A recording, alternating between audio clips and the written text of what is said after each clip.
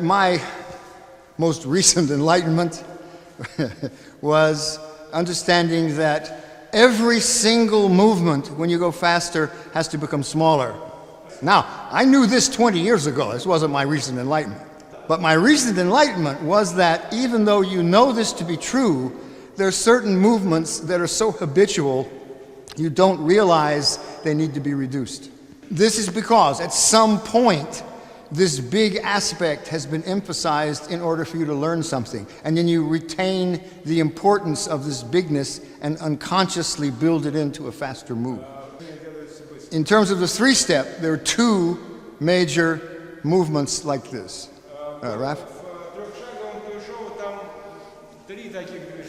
When we're learning Tuisho in the first place,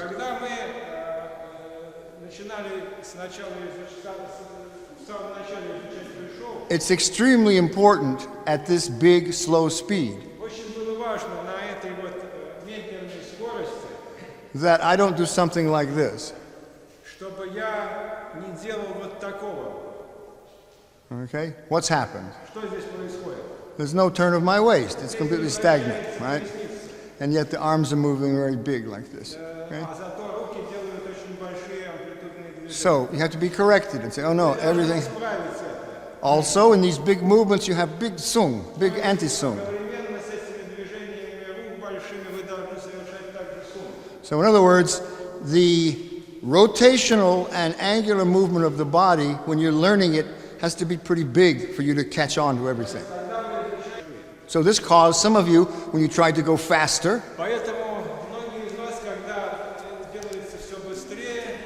you're trying to still make all these huge movements of the body. You're not allowing the movements to become very subtle and small.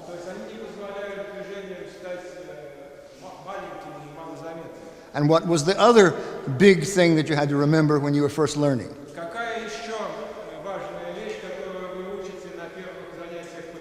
100% weight change. 70-30. 100%. 70-30. In other words, without, and that's another movement of the torso. That's another movement of the torso, this back and forth. So a lot of you, even when you started to go faster,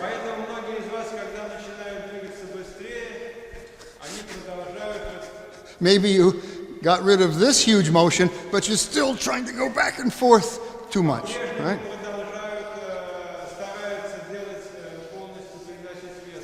So actually, everything gets smaller. My waist is still making the right motions. I'm still feeling a little sung here, little anti-sung here. I'm still going back and forth. But everything is reduced. So now we can start making speedy steps. In other words, they've become really small so your feet destabilize, like I said.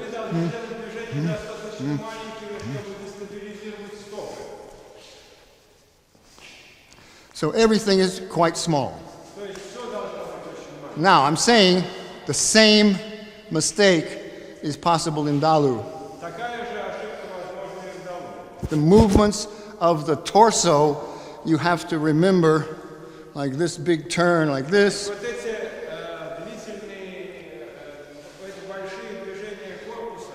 It's going to become this. In other words, you don't have to turn as much, you don't have to shift as much. In fact, some of you are doing everything right except push.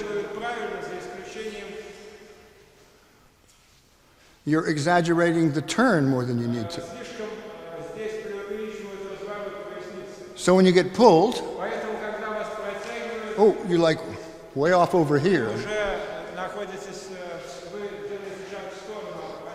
I see some of you sort of skewing off in this direction more and more as you go faster.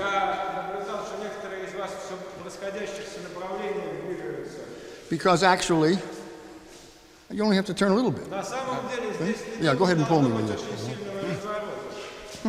Then, then you're only turned a little bit and you can easily make this step. But if you're turned like this, it's very awkward. These are all big movements that you have to do big when you're doing it slowly.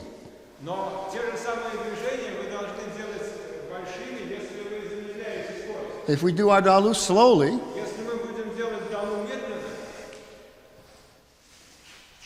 everything is quite big. And it's got to stay that way. But as you go faster,